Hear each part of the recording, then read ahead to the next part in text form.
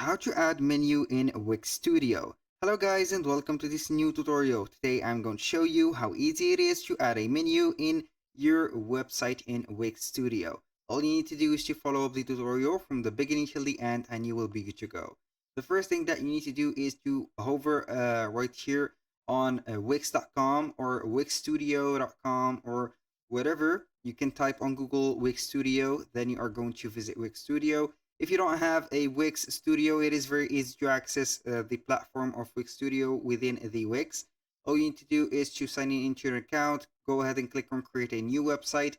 Right here, it will give you the choice to either try Wix Studio or continue with the normal Wix editor. Then you are going to see the Wix Studio labeled right here, built on Wix Studio. Select that specific website.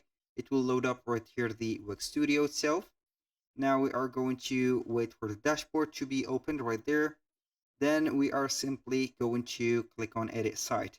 After you have clicked on edit site, here we have the website. Now all we need to do is to add the menu. How we can do that? Simply go ahead and select the section that you want to add that menu on it.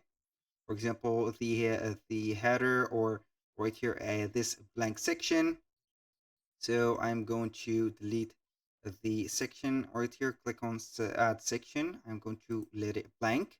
So we are going to click on the add element. Then we are going to search for menus in search. Right here we have menus, we have horizontal menus, vertical menus, and etc. Go ahead and choose whatever menu suits you well. Then you are going to drag and drop it like this.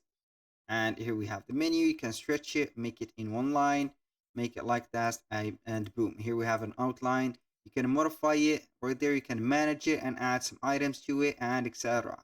That was all for today's video. Thank you guys for watching. I hope that you have enjoyed the content and hope to see you soon on the next one.